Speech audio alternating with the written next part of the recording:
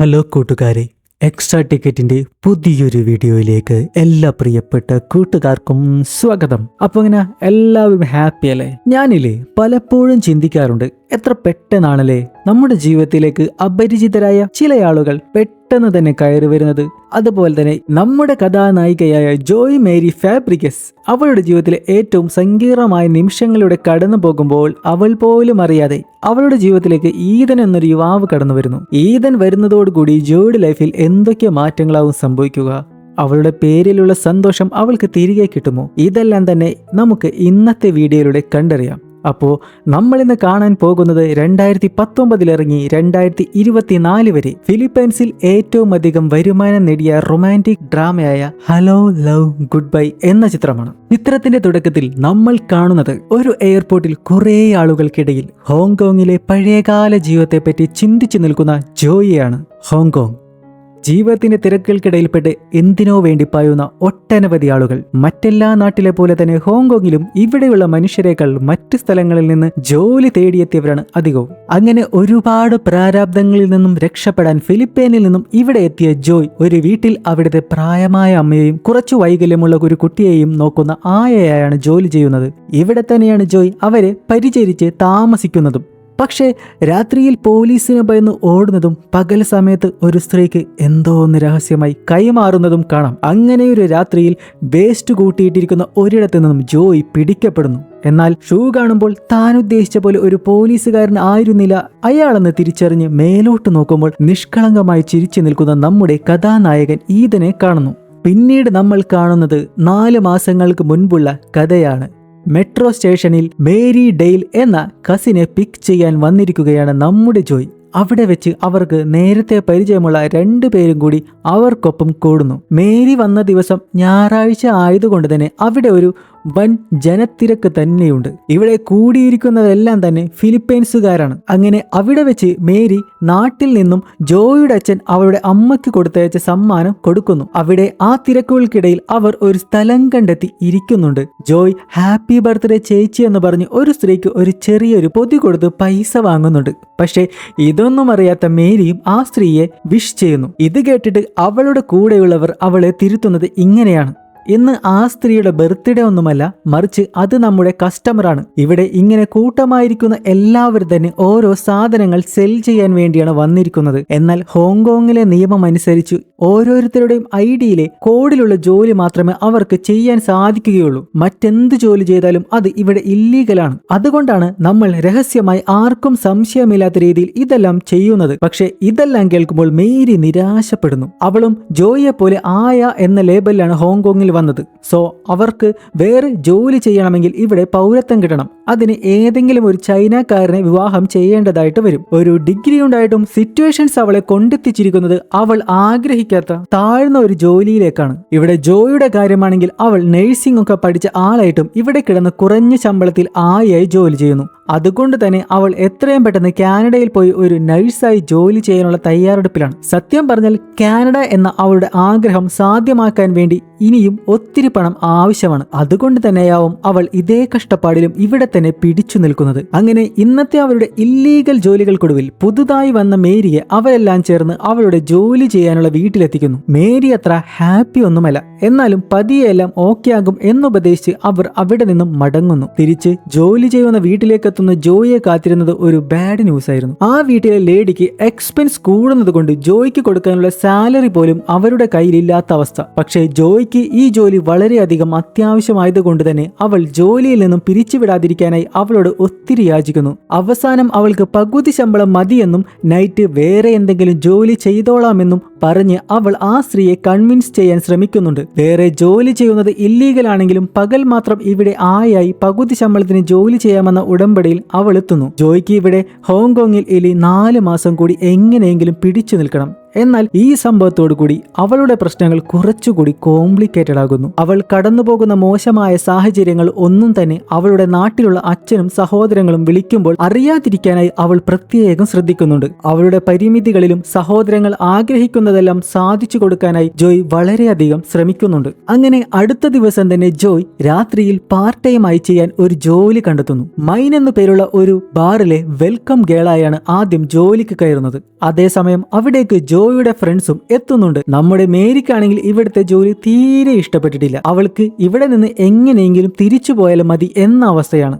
അതുകൊണ്ട് മേരിയുടെ മനസ്സ് മാറ്റാനായിട്ടാണ് ഇവർ രണ്ടുപേരും കൂടി അവളെ ജോയിയുടെ അടുത്തേക്ക് കൊണ്ടുവന്നത്. പോരാത്തതിന് ഇതൊരു ഔട്ടിംഗ് കൂടി ആകുമല്ലോ. അങ്ങനെ അവർ 4 പേരും കൂടി ചേർന്ന് അവിടെ ഓരോരുത്തരെയും കമന്റ് അടിച്ച് നിൽക്കുമ്പോഴാണ് ഈദൻ ആദ്യമായിട്ട് നമ്മുടെ ജോയിയെ കാണുന്നത്. കണ്ട നിമിഷം തന്നെ ഈദന് അവളോടൊരു ഇൻട്രസ്റ്റ് തോന്നുന്നു. ഈ ഈദൻ മറ്റാരുമല്ല, അതേ ബാറിലെ ബാർ അറ്റൻഡറായി ജോലി ചെയ്യുന്ന ആളാണ്. അവൻ ജോയിയെ ഇംപ്രസ് ചെയ്യാനായി അവൾക്ക് വേണ്ടി ഓരോ ഡ്രിങ്ക്സ് ഉണ്ടാക്കി ഓരോരുത്തരുടെ കയ്യിലായി കൊടുത്തുവിടുന്നു. ഇതാര് തന്നതാണെന്ന് ചോദിക്കുമ്പോൾ ഒരാൾ ഈദനെ കാണിച്ച് പറയുന്നത് അവന്റെ ജീവിതത്തിലേക്ക് കടന്നു വന്നതിനുള്ള വെൽക്കം ഡ്രിങ്ക് ആണെന്നാണ്. ഒരു പ്രണയത്തിന്റെ മണമടിക്കുന്നു എന്നെല്ലാം പറഞ്ഞ് ഫ്രണ്ട്സ് ജോയിയെ കളിയാക്കുന്നു. അപ്പോഴേക്കും അവിടേക്ക് പോലീസ് വരുന്നു. ജോയ് ഇല്ലീഗലായി അവിടെ ജോലി ചെയ്യുന്നത് കൊണ്ട് തന്നെ പോലീസ് പിടിച്ചാൽ പണി പാളുമെന്നറിയുന്ന ജോയ് അവിടെ നിന്ന് ഒരൊറ്റ ഓട്ടമായിരുന്നു. പോലീസ് പുറകെ വെച്ചു പിടിച്ചെങ്കിലും അവൾക്കൊരു ബുദ്ധി തോന്നി. വേസ്റ്റ് കൂട്ടിയിരിക്കുന്ന ഒരിടത്ത് അവൾ ഒളിച്ചിരുന്നു. പോലീസ് എല്ലാം പോയി എന്ന് കരുതി അവൾ സമാധാനത്തിൽ എഴുന്നേൽക്കുമ്പോഴാണ് ഒരു ശബ്ദം. ഒരാൾ അവളോട്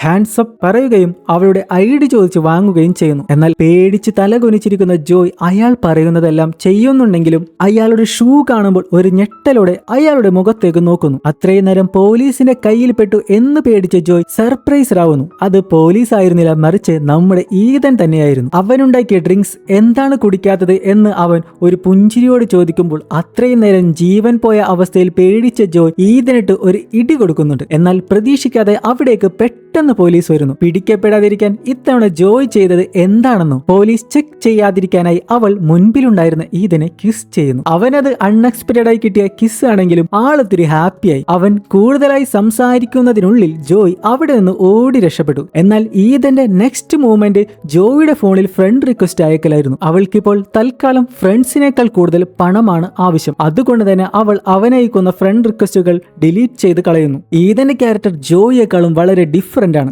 അവന്റെ ജോലി വളരെ നന്നായി ചെയ്യുമെങ്കിലും ഗേൾസിനെ ഫ്ലേർട്ട് ചെയ്യാനുള്ള അവന്റെ പ്രത്യേക കഴിവ് കാരണം അവരുടെയെല്ലാം ബോയ് ഫ്രണ്ട്സിന് കയ്യിൽ നിന്നും കുറെ തല്ല് വാങ്ങിക്കൂട്ടുന്നുണ്ട്. ഇങ്ങനെയൊക്കെ ആണെങ്കിലും അവൻ ജോലി ചെയ്യുന്ന ബാറിലെ എല്ലാവരുടെ ഇടയിലും അവനൊരു സ്പെഷ്യൽ സ്പേസ് ഉണ്ട്. അവിടുത്തെ മാനേജർ പോലും വളരെയധികം ഫ്രണ്ട്ലി ആണ്. പിറ്റേ ദിവസം രാവിലെ ജോയ് അവളുടെ ജോലി ചെയ്തുകൊണ്ടിരിക്കുമ്പോൾ ആ വീട്ടിലെ റേഡിയോയിലൂടെ കേൾക്കുന്നത് അവളെ കുറിച്ചായിരുന്നു. വേറെ ആരുമല്ല, ഈദൻ തന്നെ കൊടുത്ത പണിയായിരുന്നു അത്. അവന് ഇന്നലെ നൈറ്റ് കൊടുത്ത കിസ് തിരിച്ചു കൊടുക്കണമെന്നായിരുന്നു അത്. ജോയിയെ കുറിച്ചാണ് റേഡിയോയുടെ കേൾക്കുന്നത് എന്ന് മാത്രമേ ആ വീട്ടിലെ ലേഡിക്ക് മനസ്സിലാകുന്നുള്ളൂ. ഫിലിപ്പൈൻ ഭാഷയിലായിരുന്നു ആ മെസ്സേജ്. സോ ആ ലേഡി ഹോങ്കോങ്കാരിയായതുകൊണ്ട് തന്നെ കിസ് അല്ല, അത് കീസ് ആണ്, അതായത് താക്കോലിനെ കുറിച്ചാണെന്നൊക്കെ പറഞ്ഞ് ജോയ് തടി തപ്പാൻ നോക്കുന്നു. എന്നാലും അവിടുത്തെ മുത്തച്ഛിക്ക് അതത്ര വിശ്വാസ്യമായി തോന്നിയില്ല. പുള്ളിക്കാരി ഒരു സംശയത്തോടെ തന്നെ ജോയിയെ നോക്കുന്നു. അതിനുശേഷം അവിടുത്തെ പെൺകുട്ടിയെ സ്കൂളിലേക്ക് കൊണ്ടുപോകുന്ന വഴി ജോയിയുടെ ഫോണിൽ തുരുതുരാ മെസ്സേജ് വരുന്നു. ആരുടെയൊക്കെയോ അക്കൗണ്ടിൽ നിന്നും ഒത്തിരി മെസ്സേജുകൾ. വിഷയം ഈദൻ തന്നെ.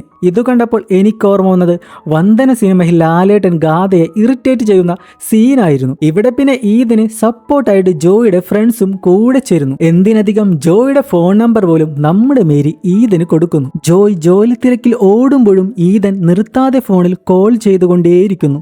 ഒടുക്കം ക്ഷമ നശിച്ച് അവൾ കോൾ അറ്റൻഡ് ചെയ്ത് ചീത്ത പറയാനായി തുടങ്ങുമ്പോഴേക്കും കോൾ ചെയ്തത് അവളുടെ അമ്മയായിരുന്നു. ജോയും അവളുടെ അമ്മയും ഹോങ്കോങ്ങിലാണ് ഉള്ളതെങ്കിലും അവർ പരസ്പരം അകലെയാണ് താമസിക്കുന്നത്. അമ്മ എന്തോ ആപത്ത് സംഭവിച്ച പോലെ എത്രയും പെട്ടെന്ന് അവളോട് ഇങ്ങോട്ട് വരാൻ ആവശ്യപ്പെടുന്നു. എന്നാൽ അമ്മയെ കാണുമ്പോൾ അവൾക്ക് മനസ്സിലാകുന്നത് അവളെ ഇവിടെ എത്തിക്കാനുള്ള അമ്മയുടെ തന്ത്രമായിരുന്നു അതെന്ന്. ഇവിടെ ഒരു കൊച്ചുകുട്ടിയുണ്ട്. അവൻ ജോയിയെ വല്യേച്ചി എന്നാണ് വിളിക്കുന്നതെങ്കിലും ഈ കുട്ടി അവളുടെ സ്റ്റെപ്പ് ബ്രദറാണ്. അതായത് ജോയിയുടെ അമ്മ ഹോങ്കോങ്ങിൽ എത്തിയതിനു ശേഷം ഇവിടെയുള്ള ഒരു ചൈനക്കാരനെ വിവാഹം ചെയ്തു. അമ്മ ഇവിടെ ഹാപ്പിയാണെന്ന് അവളുടെ മുൻപിൽ കാണിക്കുന്നുണ്ടെങ്കിലും അമ്മയുടെ കൈയിലും ദേഹത്തിലുമൊക്കെയുള്ള മുറിപ്പാടുകളിൽ നിന്നും സെക്കൻഡ് ഹസ്ബൻഡ് അമ്മയെ ഉപദ്രവിക്കുന്നുണ്ടെന്ന് ജോയിക്ക് മനസ്സിലാകുന്നു. ഇതെല്ലാം മറച്ചുവെക്കാനായി അമ്മയാണെങ്കിൽ പുതിയ ഹസ്ബൻഡ് ഗിഫ്റ്റായി കൊടുത്ത ബാഗ് ജോയിക്ക് കാണിച്ചു കൊടുക്കുമ്പോൾ അവൾ അവളുടെ അച്ഛൻ അമ്മയ്ക്ക് ഗിഫ്റ്റായി കൊടുത്തയച്ച ബാഗ് കൊടുക്കുന്നു. എന്നാൽ അമ്മ അത് താല്പര്യമില്ല എന്ന ഭാവത്തിൽ ജോയിക്ക് തിരിച്ചു കൊടുക്കുകയാണ് ചെയ്യുന്നത്. അപ്പോൾ ജോയ് അവൾക്ക് കാനഡയിൽ പോകാനുള്ള കാര്യങ്ങൾ പെട്ടെന്ന് റെഡിയാകുമെന്നും അമ്മയുടെ പുതിയ ബന്ധം അവസാനിപ്പിച്ച് അവളുടെ കൂടെ അങ്ങോട്ടേക്ക് വരണമെന്നും പറയുന്നു. ജോയിയുടെ പ്ലാൻ അവരുടെ മൊത്തം മൊത്തം കുടുംബം അവളുടെ കൂടെ കാനഡയിൽ താമസിക്കണമെന്നാണ്. പക്ഷേ അമ്മയുടെ ഉപദേശം മറ്റൊന്നായിരുന്നു. അമ്മ സെക്കൻഡ് ഹസ്ബൻഡിനെ ഡിവോഴ്സ് ചെയ്യാൻ തയ്യാറല്ല. അയാൾ ഒരു ചൈനക്കാരനായതുകൊണ്ട് കല്യാണം കഴിഞ്ഞ് 7 വർഷമാകുമ്പോൾ അമ്മയ്ക്ക് ഹോങ്കോങ്ങിൽ പൗരത്വം കിട്ടും. അപ്പോൾ ജോയിയുടെ സഹോദരങ്ങളെ കൂടെ അമ്മയുടെ അടുത്തേക്ക് കൊണ്ടുവരാൻ സാധിക്കും. ഇത് കേട്ട് ദേഷ്യം വരുന്ന ജോയ് അച്ഛനെ കുറിച്ച് പറയുമ്പോൾ അമ്മ വലിയ താല്പര്യമൊന്നും കാണിക്കുന്നില്ല. എന്നാൽ ഇതേ സമയം അച്ഛൻ വിളിക്കുമ്പോൾ വിഷമത്തോടുകൂടി ജോയ് കാര്യങ്ങൾ പറഞ്ഞു മനസ്സിലാക്കാൻ ശ്രമിക്കുന്നുണ്ടെങ്കിലും പൗരത്വം കിട്ടാനായാണ് അമ്മ സെക്കൻഡ് മാരേജ് ചെയ്തത്. അച്ഛനോടുള്ള സ്നേഹം ഒരിക്കലും കുറയില്ല എന്നായിരുന്നു അച്ഛന്റെ മറുപടി. ജോയ് പറയുന്നത് വിശ്വസിക്കാൻ അദ്ദേഹം തയ്യാറായിരുന്നില്ല. അങ്ങനെ ബസ്സിൽ വിഷമിച്ച് നിൽക്കുമ്പോൾ പരിചയമുള്ള ഒരു ശബ്ദം ജോയ് എന്ന് വിളിക്കുന്നു. അവൾ അയാളെ നോക്കുമ്പോൾ ജോയുടെ മുഖത്ത് സങ്കടമാണ് വരുന്നത്.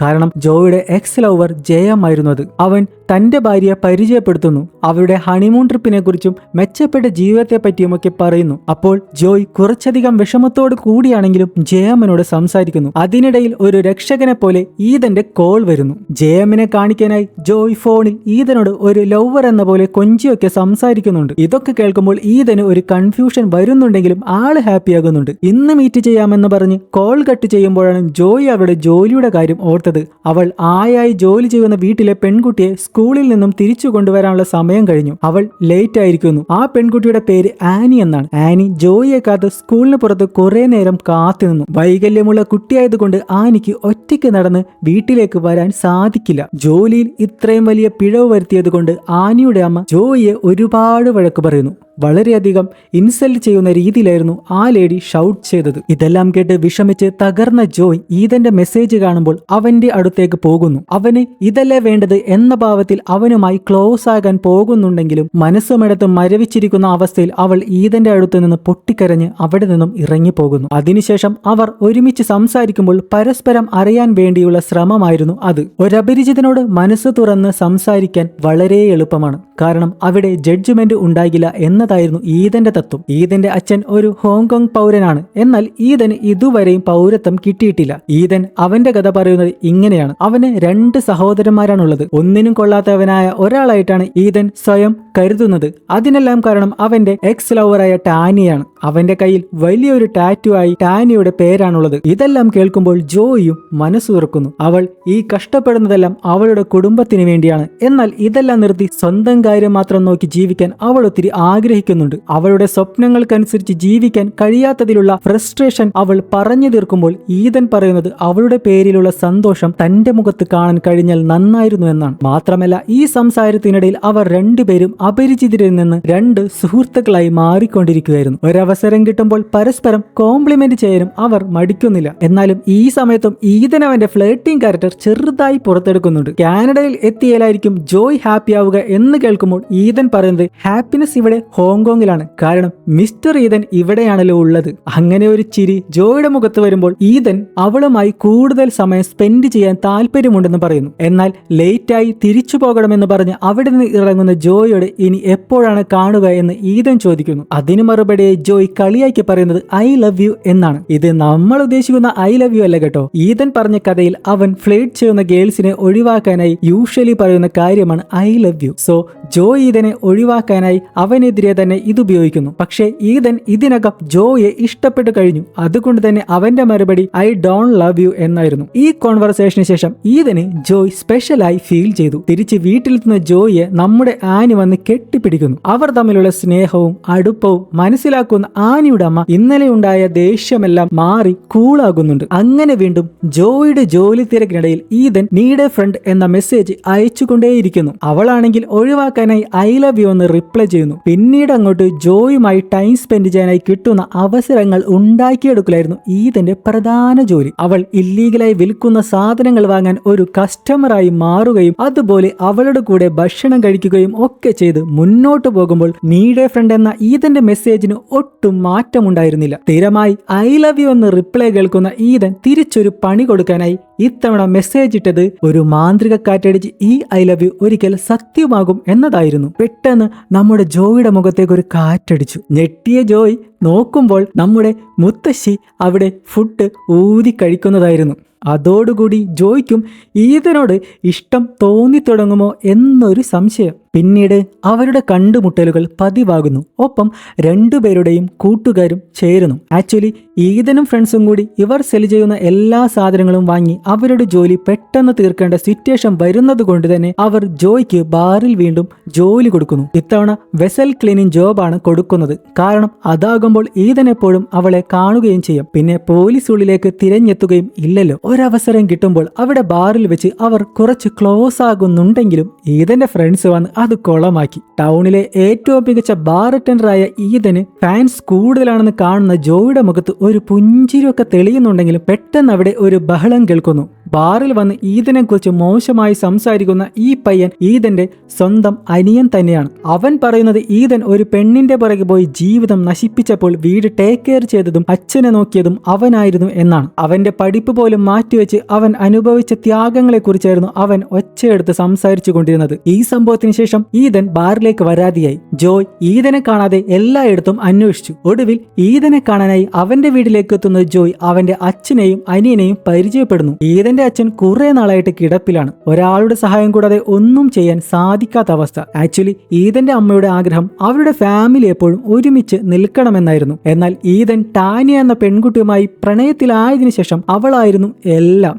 അതുകൊണ്ട് തന്നെ ഹോങ്കോങ്ങിലെ ഫാമിലിയും അവിടുത്തെ പൗരത്വമൊന്നും വകവെക്കാതെ ഈദൻ ടാനിയോടൊപ്പം അമേരിക്കയിലേക്ക് പോയി. എന്നാൽ അവിടെ എത്തിയപ്പോൾ ടാനി ആകെ മാറിപ്പോയി. അവൾ വളർന്ന് വലുതായി നല്ലൊരു പൊസിഷനിൽ എത്തിയപ്പോൾ അവൾ ഈദനെ നൈസായിട്ട് ഒഴിവാക്കുകയായിരുന്നു. എന്നാൽ ഇത് ഇതിന് ഒരു വലിയ ഹെർട്ട് ബ്രേക്ക് ആയിരുന്നു. സ്വയം തിരിച്ചറിയാൻ പറ്റാത്ത വിധം ഒരു ഡിപ്രഷൻ മൂഡിലേക്ക് പോയ ഈദൻ 24-ാം വയസ്സിൽ കാലാവധി കഴിഞ്ഞിട്ടും അവിടെ അമേരിക്കയിൽ തുടർന്നതിന്റെ പേരിൽ പിടിക്കപ്പെട്ടു. അവനെ നാടുകടത്തി ബ്ലാക്ക് ലിസ്റ്റും ചെയ്തു. ഇനി അമേരിക്കയിലോട്ട് അവനൊരു എൻട്രി ഇല്ലാത്ത അവസ്ഥ. തിരിച്ച് നാട്ടിലെത്തിയ അവന് ഇവിടെയുള്ളതും നഷ്ടപ്പെട്ട അവസ്ഥയായിരുന്നു. ഇത്രയും നാൾ ഇതിൽ നിന്നൊക്കെ ഒളിച്ചു നടന്നെങ്കിലും ഇനി ഇങ്ങനെ ടൈം വേസ്റ്റ് ചെയ്യാതെ കുടുംബത്തെ ചേർത്ത് നിർത്തി പുതിയ ബിസിനസ് എല്ലാം സ്റ്റാർട്ട് ചെയ്ത് നന്നായി ജീവിക്കാൻ അവൻ തീരുമാനിച്ചു. പുറത്ത് പഠിക്കാൻ പോയ അവന്റെ ഇളയനയൻ തിരിച്ചെത്തുമ്പോൾ ഈദന്റെ അമ്മ ആഗ്രഹിച്ച പോലെ എല്ലാവരും ഒരുമിച്ചാകണം എന്നാണ് അവന്റെ തീരുമാനം. അതുകൊണ്ട് ജോയും കാനഡയിൽ പോകാതെ അവന്റെ കൂടെ നിൽക്കണമെന്ന തന്റെ ആഗ്രഹം അവൻ അവളെ അറിയിക്കുന്നു. എന്നാൽ അതിനു മറുപടിയായി എല്ലാം ഓക്കെ ആകുമെന്ന് പറഞ്ഞ് അവനെ മോട്ടിവേറ്റ് ചെയ്ത് ഹാപ്പിയാക്കി അവൾ അവിടെ നിന്നും മടങ്ങുന്നു. ശേഷം നമ്മൾ കാണുന്നത് മിസ് സെൻട്രൽ 2019 എന്നൊരു കോണ്ടസ്റ്റ് ആണ്. അത് കാണാനെത്തിയ ജനത്തിരക്കിനിടയിൽ നമ്മുടെ ഈദനും കൂട്ടുകാരുമുണ്ട്. കാരണം വേറെ ഒന്നുമല്ല, ഈ കോണ്ടസ്റ്റിൽ പാർട്ടിസിപ്പേറ്റ് ചെയ്യാനായി ജോയും ഫ്രണ്ട്സും ഉണ്ടായിരുന്നു. പല റൗണ്ടുകളിലായി അവരോരോരുത്തരും പെർഫോം ചെയ്യുമ്പോൾ ചിലരെല്ലാം കുറച്ചധികം കോമഡി തന്നെയായിരുന്നു. ഇത് ജയിച്ചാൽ കിട്ടുന്ന പ്രൈസ് മണിക്ക് വേണ്ടിയാണ് അത്ര കഴിവില്ലാത്തവരായിട്ടും വളരെ കോൺഫിഡന്റ് ആയി അവർ എന്തൊക്കെയോ കാണിച്ചു കൂട്ടിയത്. കോൺഫിഡൻസ് ആണല്ലോ അവരുടെ എല്ലാവരുടെയും മെയിൻ. മത്സരത്തിനിടയിൽ വിധികർത്താവായി വന്നയാളെ കണ്ട് ഈദന്റെ മുഖം വാടുന്നുണ്ട്. അത് മറ്റാരുമായിരുന്നില്ല, അവന്റെ എക്സ് ലവർ ടാനിയ ആയിരുന്നു. ടാനിയ ഇപ്പോൾ വളരെ ഫേമസ് ആയ ഒരു മോഡലാണ്. അങ്ങനെ അവസാനം റിസൾട്ട് പ്രഖ്യാപിക്കുമ്പോൾ ജോയുടെ ഫ്രണ്ട്സിൽ ഒരാളായ സാലിക്കാണ് തേർഡ് പ്രൈസ് കിട്ടുന്നത്. പുള്ളിക്കാരി 10 വർഷമായി ഇതിൽ പാർട്ടിസിപ്പേറ്റ് ചെയ്യുന്നുണ്ടെന്നും ഹോങ്കോങ് ഉണ്ടാകുന്നതിന് മുമ്പേ ഇവിടെയുള്ള ആളാണെന്നുമൊക്കെ നമ്മുടെ മാനേജർ കളിയാക്കുന്നു. അങ്ങനെ നമ്മളെല്ലാം ആകാംക്ഷയോടെ കാത്തിരുന്ന ഫസ്റ്റ് പ്രൈസ് ജോയ് ആയിരിക്കും സ്വന്തമാക്കുക എന്ന് കരുതിയാൽ തെറ്റി. ഇവിടെ ജോയ് സെക്കൻഡ് ആവുകയും എല്ലാവരെയും ഞെട്ടിച്ചുകൊണ്ട് നമ്മുടെ മേരി ഡയാലാണ് മിസ് സെൻട്രലായി തിരഞ്ഞെടുക്കപ്പെടുന്നത്. എന്തായാലും ഫ്രണ്ട്സ് എല്ലാവരും ഹാപ്പിയാണ്. ഇതിനിടയിൽ ടാനിയ വരുന്നു. ഈദിനുമായി ടാനിയ അടുക്കാൻ ചാൻസ് ഉണ്ടെന്ന് കാണുന്ന ജോയ്ക്ക് കുറച്ച് അസൂയെല്ലാം തോന്നുന്നുണ്ട്. എന്നാലും അവൾ എങ്ങനെയൊക്കെയോ അവരുടെ മുൻപിൽ അത് മറച്ചു വെക്കുന്നുണ്ട്. എന്നാൽ ജോയുടെ അസൂയയും പ്രണയവും അധിക നേരം ഈദന്റെ മുൻപിൽ മറച്ചു പിടിക്കാൻ അവൾക്ക് സാധിക്കുന്നില്ല. അങ്ങനെ വളരെ റൊമാൻറ്റിക് ആയ ഒരു കിസ്സിലൂടെ അവർ പരസ്പരം അവരുടെ പ്രണയം തുറന്നറിയിക്കുന്നു. ഒപ്പം അവരുടെ ഫ്രണ്ട്സും അവരുടെ കാര്യം അറിയുമ്പോൾ എല്ലാവരും ഒത്തിരി ഹാപ്പിയാകുന്നു. പിന്നീട് അങ്ങോട്ട് അവരുടെ ക്യൂട്ട് ലവ് ഡേയ്സ് ആയിരുന്നു. പരസ്പരം തീവ്രമായി പ്രണയിച്ചും സൗഹൃദം പങ്കുവെച്ചും മുന്നോട്ട് പോകുമ്പോൾ ഈദന്റെ ഫാമിലിയുമായും ടൈം സ്പെൻഡ് ചെയ്യാൻ നമ്മുടെ ജോയ് മറക്കുന്നില്ല. അങ്ങനെയിരിക്കെ ജോയ്ക്ക് കാനഡയിലേക്ക് പോകാനുള്ള ദിവസം അടുത്തുകൊണ്ടിരിക്കുന്നതിനാൽ അവൾ ബാറിലെ ജോലി നിർത്തി അവിടെ നിന്ന് പോകാൻ തീരുമാനിക്കുന്നു. എല്ലാവരുടെയും മുഖത്ത് പിരിയുന്നതിലുള്ള വല്ലാത്തൊരു വിഷമം കാണാം. ജോയ് ഹോങ്കോങ് വിട്ട് പോകുന്നത് ഈദിന് സഹിക്കാനാവില്ല. അതുകൊണ്ട് തന്നെ പുതിയ ഒരു ലോണൊക്കെ എടുത്ത് ബിസിനസ് ചെയ്ത് പണം സമ്പാദിക്കാനും ജോയിയെ ഈദന്റെ കൂടെ പിടിച്ചു നിർത്താനും അവൻ ശ്രമിക്കുന്നു. അവന്റെ ഫ്രണ്ട്സ് ആദ്യം എതിർക്കുന്നുണ്ടെങ്കിലും പിന്നീട് അവന്റെ കൂടെ നിൽക്കാൻ സമ്മതിക്കുന്നുണ്ട്. അങ്ങനെ ജോയ്ക്ക് ഒരു സർപ്രൈസ് കൊടുക്കാനായി ഈദനും കൂട്ടുകാരും ചേർന്ന് ഒരു മിനി റെസ്റ്റോ ബാർ ക്രിയേറ്റ് ചെയ്ത് അവൾക്കൊരു വിരുന്നൊരുക്കുന്നു. ഇന്ന് അവർ പ്രണയത്തിലായിട്ട് 1 മാസം തികഞ്ഞു. എന്നാൽ ഫസ്റ്റ് ആനിവേഴ്സറി സെലിബ്രേറ്റ് ചെയ്യുന്നത് ഈദന്റെ ശരിക്കുമുള്ള റെസ്റ്റോ ബാറിലായിരിക്കുമെന്ന് അവൻ പ്രോമിസ് ചെയ്യുന്നു. ആ ഹാപ്പിനെസ്സിൽ അവൾ അവിടെ കുറിക്കുന്നത് ജോയ് ഈസ് ഹിയർ എന്നായിരുന്നു. അതിനുശേഷം വീട്ടിലെത്തുന്ന ഈദൻ അവന്റെ സഹോദരങ്ങളുമായി ചേർന്ന് നല്ലൊരു ചേട്ടനെ അച്ഛന്റെ കൂടെ ഒരുമിച്ച് ജീവിക്കുമെന്ന് അവർക്ക് വാക്കു കൊടുക്കുന്നു. ഇതേ സമയം കാനഡയിലേക്കുള്ള വിസ കിട്ടിയ സന്തോഷത്തിൽ അമ്മയെ വിളിക്കുന്ന ജോയ് ആണെങ്കിൽ അവളെ ഞെട്ടിക്കുന്ന ഒരു സത്യമറിയുന്നു. അവളുടെ അമ്മ അവൾ വിചാരിച്ചതുപോലെ സ്വന്തം ഇഷ്ടത്തിനായിരുന്നില്ല രണ്ടാമത് വിവാഹം ചെയ്തത്. ജോയുടെ അച്ഛൻ അമ്മയെ കൊണ്ട് നിർബന്ധിച്ച് ചെയ്യിപ്പിച്ചതാണ്. അവരുടെ മക്കൾക്ക് വേണ്ടി. അവരെല്ലാം പട്ടിണി കിടന്ന് മരിക്കാതിരിക്കാൻ. ഒരർത്ഥത്തിൽ